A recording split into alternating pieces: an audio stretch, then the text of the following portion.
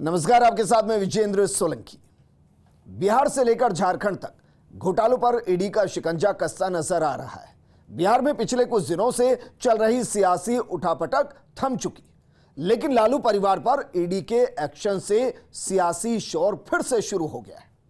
पटना स्थित ईडी दफ्तर में लैंड फॉर जॉब मामले में राजद सुप्रीमो लालू यादव से 9 घंटे तक एजेंसी ने सवाल किए। ईडी दफ्तर में जब लालू यादव से पूछताछ हो रही थी, तब उनकी बड़ी बेटी मीसा भारती ईडी ऑफिस के बाहर डेरा जमाए बैठी थी। लालू के बाद उनके बेटे तेजस्वी यादव से पूछताछ की गई। वहीं उधर झारखंड में भी सियासत चरम पर है, सुर्खियों में है। ईडी के रडार पर चल रहे झारखंड के मुख्यमंत्री हेमंत सोरेन करीब 40 घंटे बाद अब रांची लौटे हैं। हेमंत सोरेन ने सीएम आवास पर विधायकों के साथ बैठक कर रणनीति बनाई है, लेकिन ये घोटाले का जिन जो है वो किस किस को अंदर करेगा।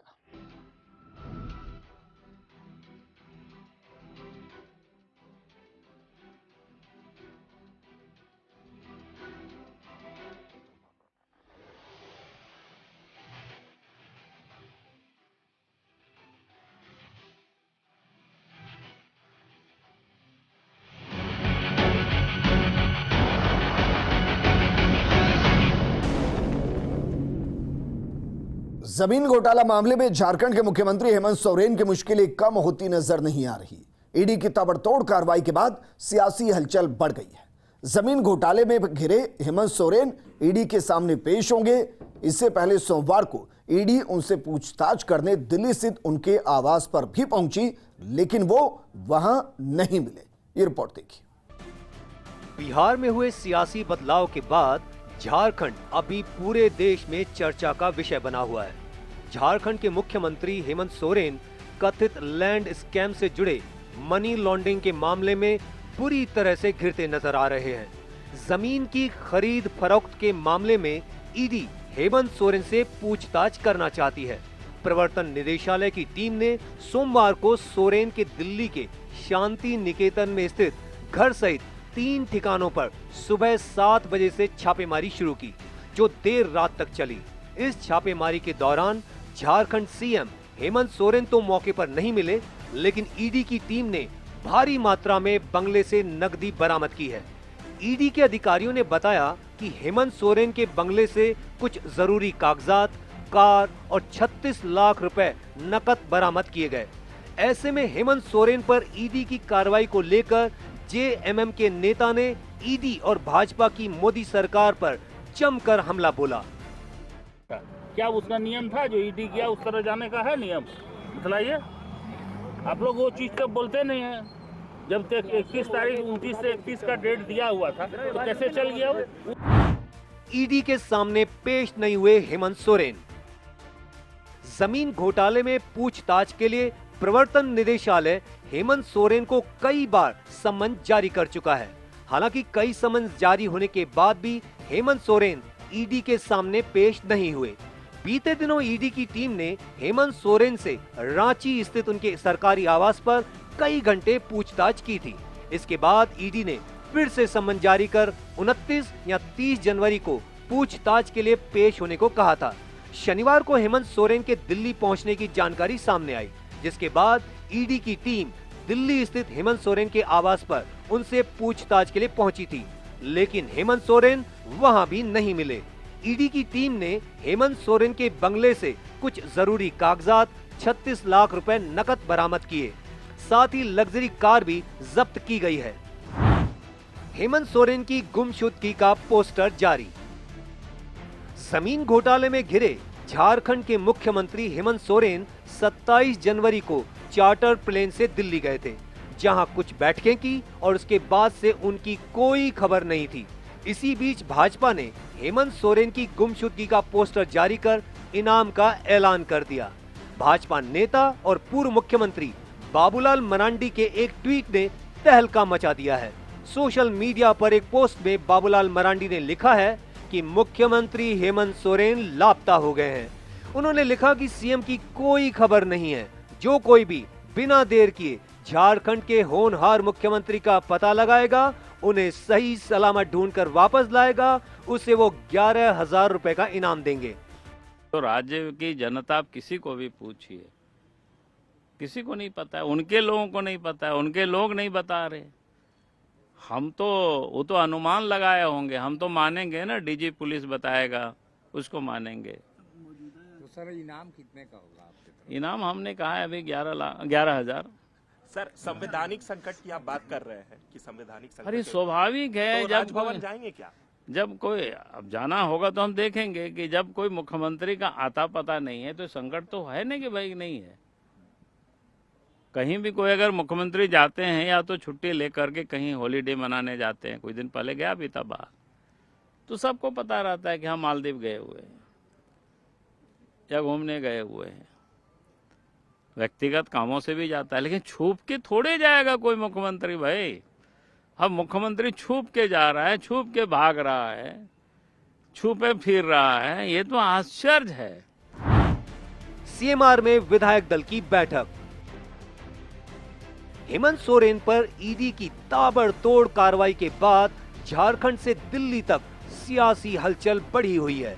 इन सियासी अटकलों और मुख्यमंत्री के लापता होने की खबरों के बीच हेमंत सोरेन दिल्ली से रांची पहुंचे। रांची पहुंचकर उन्होंने सीएम हाउस में जेएमएम विधायक दल की बैठक बुलाई। मुख्यमंत्री आवास पर हेमंत सोरेन की अध्यक्षता में सत्ता पक्ष के मंत्री और विधायकों के साथ बैठक हुई। बैठक में मुख्यमंत्री की पत्नी कल्पना सोरेन भी नजर आई।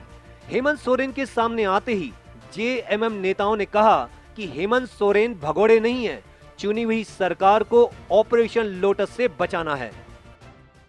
देखिए, यह सब कुछ रणनीति है जिसका खुलासा नहीं किया जा सकता। तानाशाहों से लड़ने के लिए एकजुट होकर एक पुख्ता रणनीति के तहत हम लोग आगे बढ़ रहे हैं। इंतजार कीजिए, देखिए क्या। एफआईआर दर्ज करा दिया है वहाँ अरगोड़ा थाना में कि राज्य के मुख्यमंत्री लापता हैं और इनाम की भी घोषणा कर रखी है। कभी ब्रजभूषण शरण सिंह पर एफआईआर किया था क्या इन्होंने लापता होने का? और स्वामी चिन्मयानंद और सेंगर सरीखे इनके नेता जो थे, जो गायब हो जाया करते थे, उन पर भी एफआईआर होना चाहिए।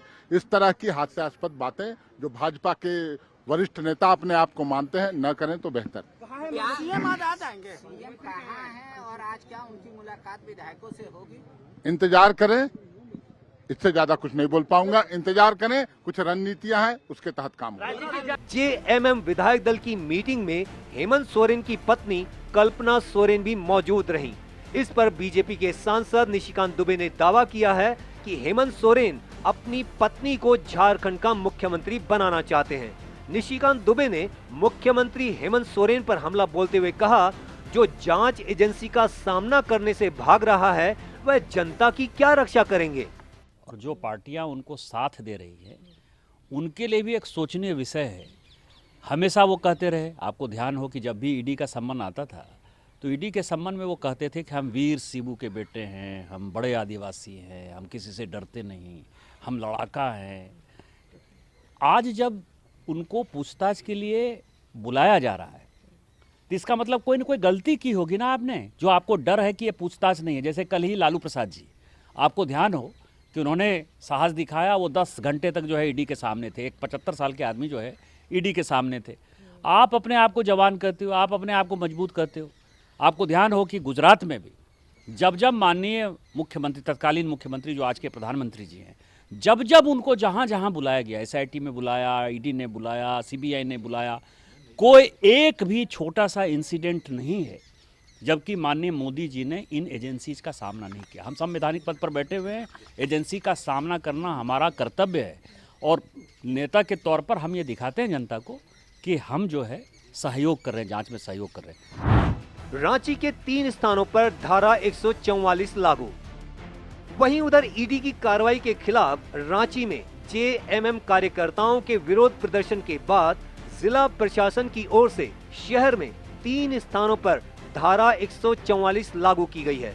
मुख्यमंत्री आवास, ईडी ऑफिस और राजभवन के 100 मीटर के दायरे में धारा 144 लागू की गई है। इसे लेकर सदर एसडीओ ने आदेश जारी किया है। जारी आदेश के अनुसार इन स्थानों के 100 मीटर की परिधि में धारा 144 लागू रहेगी। इस दौरान किसी भी प्रकार के धरना प्रदर्शन पर रोक लगाई गई है। मीटर की परिधि में प्रवर्तन निदेशालय डोडा रांची के कार्यालय से 100 मीटर की परिधि में यह धारा लागू की गई है। किसी प्रकार का अस्त्र शस्त्र जैसे बंदूक, राइफल, रिवॉल्वर, पिस्टल, बम बारूद आदि लेकर निकलना या चलना, किसी प्रकार के हथियार हथियार जैसे लाठी, डंडा, तीर धनुष, गड़ासा, भाला आदि लेकर निकलना या चलना सरकारी कार्य में लगे पदाधिकारियों और कर्मियों को छोड़कर गैर कानूनी है। बहरहाल झारखंड में मुख्यमंत्री हेमंत सोरेन पर ईडी की कार्रवाई को लेकर सियासी पारा हाई है। जेएमएम हेमंत सोरेन की गिरफ्तारी की आशंका जता रही है। बिहार में हुए सियासी उलटफेर के बाद अब झारखंड की सियासत में भी जल्द ही कुछ बड़ा होने के आसार नजर आ रहे हैं। Bureau report, first India news. यहां रुक रहे हैं एक छोटे से ब्रेक के लिए, लेकिन ब्रेक के बाद बात करेंगे लालू परिवार पर कसे ईडी के शिकंजे।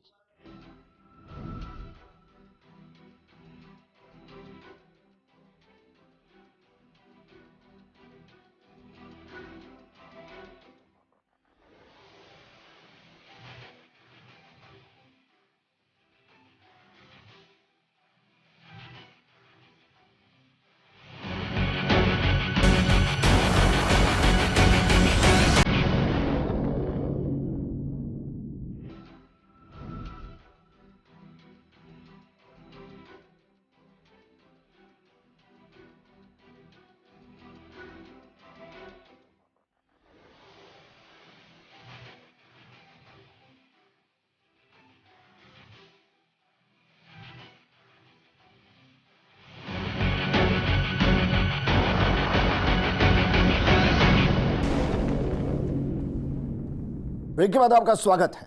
Land port job scam case में लालू परिवार ईडी के रडार पर है। लालू यादव और उनके परिवार के लोग जमीन के बदले नौकरी घोटाले के मामले में जांच का सामना कर रहे हैं। आइए आपको बताते हैं कि आखिर क्या है लैंड पोर्ट जॉब स्कैम और उससे जुड़े वो 7 केस जिनकी केंद्रीय एजेंसी जांच कर रही है। ये रिपोर्ट देखिए। बिहार की राजनीति में लैंड फॉर जॉब घोटाला खासा चर्चाओं में है। लैंड फॉर जॉब मामले में घिरे लालू परिवार की मुश्किलें बढ़ती जा रही हैं। नए साल के शुरुआत में ही लालू परिवार को एक के बाद एक झटके लग रहे हैं। 28 जनवरी को लालू परिवार बिहार की सत्ता से बेदखल हो गया और उसके अगले दिन ही लालू यादव से ईडी ने पूछताछ की है। वहीं उसके अगले दिन मंगलवार को लालू यादव के बेटे तेजस्वी का नंबर आया। बिहार के पूर्व डिप्टी सीएम तेजस्वी यादव से ईडी ने जमीन के बदले नौकरी मामले में पूछताछ की। लालू यादव की ओर से किया गया लैंड फॉर जॉब घोटाले का पूरा मामला रेलवे भर्ती से जुड़ा है।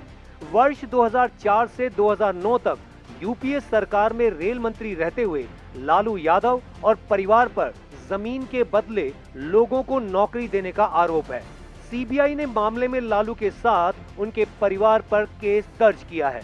आरोप है कि लालू ने परिजनों के नाम पर नौकरी के बदले जमीनें रिश्वत में ली थीं। लालू पर आरोप है कि उन्होंने रेल मंत्री रहते हुए ही बिना कोई विज्ञापन जारी कर रेलवे में ग्रुप डी की नौकरी के लिए कई लोगों की भर्ती कर डाली। मामले में सामने आया कि जिन लोगों को ये नौकरी मिली उन्हें अपनी जमीन तक देनी पड़ी। कई लोगों को तो आवेदन देने के 3 दिन में ही नौकरी मिल गई।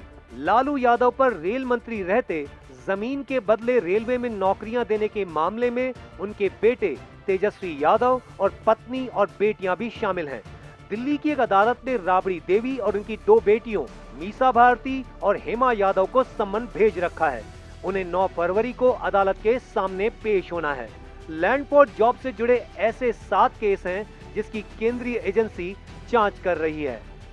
केस नंबर 1, पटना के संजय राय ने 3,375 वर्ग फीट का प्लॉट राबड़ी देवी को बेच दिया था, जिसकी 3.75 लाख रुपए में डील हुई। इसके बदले संजय राय और उनके परिवार के 2 सदस्यों को रेलवे में नौकरी दी गई। केस नंबर 2, पटना के ही हजारी राय ने 9,527 वर्ग फीट जमीन एक प्राइवेट कंपनी को बेची। 2014 में राबड़ी देवी इस कंपनी की डायरेक्टर बन गई। हजारी के 2 भतीजों दिलचंद और प्रेमचंद को रेलवे में नौकरी मिली। केस नंबर 3, पटना के लाल बाबू राय ने 13 लाख रुपए में 1,360 वर्ग फीट की जमीन राबड़ी देवी को बेच दी थी। लाल बाबू राय के बेटे लालचंद को रेलवे में सब्स्टिट्यूट के तौर पर भर्ती किया गया था। केस नंबर 4, विष्णुदेव राय ने अपनी 3,375 वर्ग फीट जमीन सिवान के रहने वाले ललन चौधरी को बेची। ललन के पोते पिंटू को रेलवे में सब्स्टिट्यूट के तौर पर भर्ती किया गया। 2014 में ललन ने यह जमीन लालू की बेटी हेमा यादव को दे दी थी। केस नंबर 5, पटना के कुशन देव राय ने अपनी 3,375 वर्ग फीट की जमीन 3.75 लाख रुपए में राबड़ी देवी के नाम पर की थी। राव के परिवार के 3 सदस्यों राजकुमार, मिथिलेश और अजय कुमार को मुंबई में ग्रुप डी में भर्ती किया गया। केस नंबर 6, पटना की किरण देवी ने अपनी 80,905 वर्ग फीट की जमीन 3.7 लाख रुपए में लालू यादव की बेटी मीसा के नाम पर कर दी। उनके बेटे अभिषेक को मुंबई में सब्स्टिट्यूट के तौर पर भर्ती किया गया। केस नंबर 7, ब्रजनंदन राय ने 3,375 वर्ग फीट जमीन 4.21 लाख में गोपालगंज के हृदयानंद चौधरी को बेची। हृदयानंद को हाजीपुर में सब्स्टिट्यूट के तौर पर भर्ती किया गया, जिसके बाद हृदयानंद ने ये जमीन तोहफे में लालू की बेटी हेमा के नाम पर कर दी। नौकरी के बदले जमीन देने के इन तमाम मामलों में सोमवार को ईडी ने लालू यादव को पूछताछ के लिए पटना दफ्तर बुलाया, जहां 10 घंटे की पूछताछ में ईडी ने लालू से 50 सवाल किए। जब लालू यादव से पूछताछ की गई, उस दौरान लालू यादव की बेटी मीसा भारती ईडी दफ्तर के बाहर डटी रहीं। साथ ही आरजेडी नेता और कार्यकर्ता भी पूरे दिन पटना के ईडी दफ्तर के बाहर खड़े रहे। पहले आरजेडी की सरकार का गिरना और अब लालू परिवार पर एक्शन को लेकर लालू की बेटी मीसा भारती ने बीजेपी पर कड़ा हमला बोला है। अंदर से कोई खबर बाहर नहीं आ रही है, शायद मीडिया को मिल रही होगी, तो आप लोग को अगर कोई इन्फॉर्मेशन है या जानकारी है तो हम लोग से भी साझा करें। क्या कहेंगे, जिस तरीके से देख रहे हैं कल भी लालू जी को 10 बजे तक रखा गया, आज भी कुछ बात सामने? देखिए, लालू जी के लिए बहुत ज़्यादा चिंतित था राष्ट्रीय जनता दल परिवार, खासतौर पे बिहार की जनता और देश के जितने भी उनके चाहने वाले लोग हैं, सब लोग उनके लिए चिंतित थे, क्योंकि जिस तरह से वो बीमार है, उनकी उम्र हो गई है और उनको 10 घंटे बिठा के रखना ये सही नहीं था। हमने पहले भी मीडिया के माध्यम से ये रिक्वेस्ट किया था कि आपको अगर लगता है कि उनके लिए बहुत ज़्यादा आपके पास प्रश्न है तो आप फिर उनको दोबारा बुला लीजिए, लेकिन चलो वो जितने भी प्रश्न उनसे पूछे गए उनका सबका उत्तर दे के आए हैं और यही उम्मीद हम अपने भाई से भी करते हैं कि उससे जितने भी प्रश्न पूछे जा रहे होंगे उसका जवाब वो दे रहा होगा। ईडी इंटरोगेट नहीं कर रही है। ED is equal to BJP, is equal to Narendra Modi ji, माननीय अमित शाह जी। उनको राजनीतिक लड़ाई राजनीतिक तरीके से लड़ने नहीं आता। डर, खौफ, नफरत, घृणा के आधार पर जो राजनीति होती है ना, आज गांधी जी की शहादत दिवस है, मैं तो यही कहूंगा रघुपति राघव राजा राम, उनको सन्मति दे भगवान। राहुल गांधी ने भी कहा कि दबाव पड़ता है, हो जाती है। नहीं दबाव, देखिए पूरे देश में ये दबाव की राजनीति कर रहे हैं। जहाँ जहाँ विपक्ष मजबूत होता है और अपनी कमजोरी दिखती है, आप चाहते हैं इन संस्थाओं को राजनीतिक उपकरण के रूप में इस्तेमाल करें, तो जाहिर है इससे नुकसान दलों का नहीं हो रहा है, लोकतंत्र का हो रहा है, जिसको कहते हैं ना mother of democracy. Modi ji ने इस माँ को बीमार कर दिया। आरजेडी सुप्रीमो लालू परिवार से ईडी की पूछताछ को लेकर बिहार में राजनीतिक माहौल गर्म है। इसको लेकर खूब सियासी बयानबाजी भी हो रही है। लालू यादव से हुई पूछताछ पर आरजेडी नेताओं ने केंद्र सरकार को आड़े हाथों लिया। देश में कई पार्टियां हैं, राष्ट्रीय जनता दल मजबूती के साथ भाजपा के खिलाफ लड़ रही है। हमारी विचारधारा भाजपा की विचारधारा से मेल नहीं खाती है। हमने घुटना नहीं टेका सांप्रदायिक शक्तियों के आगे। तो जो लगाया जा रहे हैं आरोप और जो इनको, अब बताइए, कल्पना करिए ना, आम आदमी भी समझ सकता है सरकार बनाने की तिथि, सम्मन की तिथि, पूछताछ की तिथि, ये कौन सा स्क्रिप्ट है भाई? अरे लिखने वक्त भी कम से कम एक बात सोच तो लो कि स्क्रिप्ट को पूरी आवाम समझ रही है कि ये पॉलिटिकल बैंडेटा है, ये 24 का डर है, वो 19 वाला बात नहीं है। ये भरम में न रहे भारतीय जनता पार्टी। बिहार की मतदाता इस अपमान का बदला लेगी। राम भी काम में नहीं आए, हनुमान भी काम में नहीं आए, ये अपमान भी काम में नहीं आएगा। अपमान करोगे कीमत चुकानी पड़ेगी। जितने भी लोग सुन रहे हैं, पूरे बिहार के आवाम में आक्रोश है कि एक 76 वर्ष के मतलब जनप्रिय लोकप्रिय नेता के साथ जिस तरह मतलब अधिकारियों ने दुर्व्यवहार किया, बड़ा असहज किया है बिहार के आवाम को। तो भाई ये इस तरह की बात नहीं होनी चाहिए। ठीक है, आप पूछिए, आपके पास समय है, उनके पास भी समय है, आज भी पूछताछ हो सकती थी उनकी, लेकिन ये लगातार बीमार व्यक्ति को 10 घंटा तक बैठा करके और कार्यालय में मतलब टॉर्चर किया गया, ये बड़ी बिहार के आवाम को असहज महसूस कराया। नहीं, हो सकता है, चूंकि ये लोग खुद अपने आप डरे हुए हैं, प्रवर्तन निदेशालय के अधिकारी भी डरे हुए हैं कि इन लोगों से तो जबरदस्ती ये सब करवाया जा रहा है ना। ये लोग भी चूंकि मानव हैं, ये लोग भी सामाजिक समीकरण में रहते हैं, ये लोग भी अपनी बात कहीं ना कहीं चाय के दुकान पे घर में शेयर करते हैं, जो हम लोगों तक आते रहता है। इन लोगों से भी जबरदस्ती भाला भोंक करके और इस तरह के कृत्य कराया जा रहा है।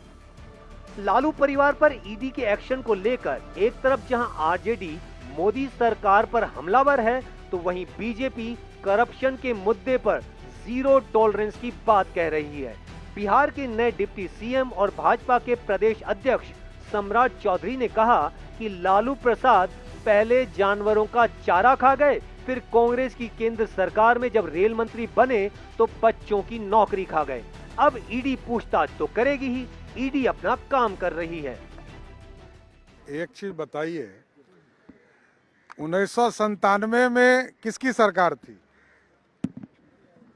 और लालू प्रसाद जी जब मुख्यमंत्री रहे तो चारा खा गए, और जब रेल मंत्री हुए तो बच्चों की नौकरी खा गए। तो इसका जांच तो होगा ना। जांच यदि जमीन किसी का लिखवाया, आप लोग मीडिया के साथी हैं, महुआ बाग चले जाइए, आपको जमीन भी दिखाई दे देगा। पटना में ऐसे और पूरे बिहार में हजारों बच्चे हैं जिनका लालू प्रसाद जी के परिवार के लोगों ने जमीन लिखवाने का काम किया। इसलिए जो जमीन लिखवाएगा उसको ईडी तो पूछेगा ही। वहीं लालू परिवार पर आरएलजेडी प्रमुख उपेंद्र कुशवाहा और केंद्रीय गृह राज्य मंत्री नित्यानंद राय ने जमकर निशाना साधा। उन्होंने कहा, जो भ्रष्टाचार करेगा उस पर कार्रवाई होगी। तो ईडी कहाँ जाती है? जहाँ भ्रष्टाचार है, घोटाला है, कानून को जहाँ ताक पे रख दिया जाता है, और इन लोगों ने ऐसा किया है। और बीजेपी पर जो आरोप लगाते हैं गलत है। हम उनको कहना चाहेंगे, चारा घोटाला को भी याद कराना चाहेंगे कि जब चारा घोटाला सीबीआई को इस मामले को सौंपा गया था, उस समय किसकी सरकार थी? जब एफआईआर हुआ तो किसकी सरकार थी? चार्जशीट हुआ तो किसकी सरकार थी? जब लालू जी जेल गए तो किसकी सरकार थी? कांग्रेस की सरकार थी, गुजराल जी की सरकार थी, फिर देवगौड़ा जी की सरकार हुई। इस तरह से कांग्रेस, गुजराल और देवगौड़ा जी की सरकार में ही यह सारी प्रक्रिया पूरी हुई, एफआईआर होने से जेल जाने तक। तो बीजेपी पर क्यों आरोप लगा रहे हैं? उनका आरोप बिल्कुल गलत है। और जब अभी ईडी जा रही है, आप यह बताइए, सोचिए कि गरीबों से जमीन नौकरी देने के बदले ले लिया गया। बेबस गरीब अपने खून पसीने की कमाई से थोड़ा बहुत जो लोग जमीन लेते हैं घर बनाने के लिए या थोड़ी मोटी खेती बाड़ी करने के लिए, उनकी जमीन ले ली गई। तो ईडी जाएगी नहीं। इन लोगों ने भ्रष्टाचार को संस्कार बना लिया है, भ्रष्टाचार को शिष्टाचार बना लिया है, और अपने परिवार के सुख शांति के लिए गरीबों के खून पसीने की कमाई को भी हड़पने का काम किया। तो कानून तोड़ेंगे तो ईडी जाएगी ही वहां। नया मामला तो है नहीं, पहले ही से चल रहा है। और लालू जी के ऊपर भ्रष्टाचार का आरोप, अलग बात है कि अलग अलग विषय में उनके ऊपर आरोप लगा है, लेकिन भ्रष्टाचार से संबंधित ही सारा आरोप है। और ऐसा आरोप आज नहीं, लालू जी जिस दिन मुख्यमंत्री थे बिहार के, उस दिन से उनके ऊपर है मुकदमा, उस दिन से उनके ऊपर है। तो यह तो एक सिलसिला है जो बहुत पहले से चल रहा है, और उसी की कड़ी है जांच पड़ताल। तो पहले से जो चल रही है जांच, उसी की कड़ी के रूप में पूछताछ हो रही है। इसमें प्रवर्तन निदेशालय की जांच का सामना कर रहे झारखंड के सीएम हेमंत सोरेन और पूर्व रेल मंत्री लालू प्रसाद यादव व उनके परिवार के सदस्यों की मुसीबत बढ़ सकती है। लोकसभा चुनाव से पहले ये सभी नेता बड़े संकट में फंस सकते हैं। ईडी ने जहां हेमंत सोरेन के दिल्ली और रांची स्थित आवास पर दस्तक दी, तो वहीं लालू और तेजस्वी से लगातार पूछताछ की गई। इन घोटालों में आरोपी नेताओं के खिलाफ जांच एजेंसी एक लिंक जोड़ रही है। अगर इनका लिंक जुड़ता है तो देर सवेर ये नेता जांच एजेंसी की गिरफ्त में आ सकते हैं। Bureau report, first India news. Special program में फिलहाल इतना ही, लेकिन आप बने रहिए फर्स्ट इंडिया न्यूज के साथ, क्योंकि खबरों का सिलसिला लगातार जारी है। नमस्कार।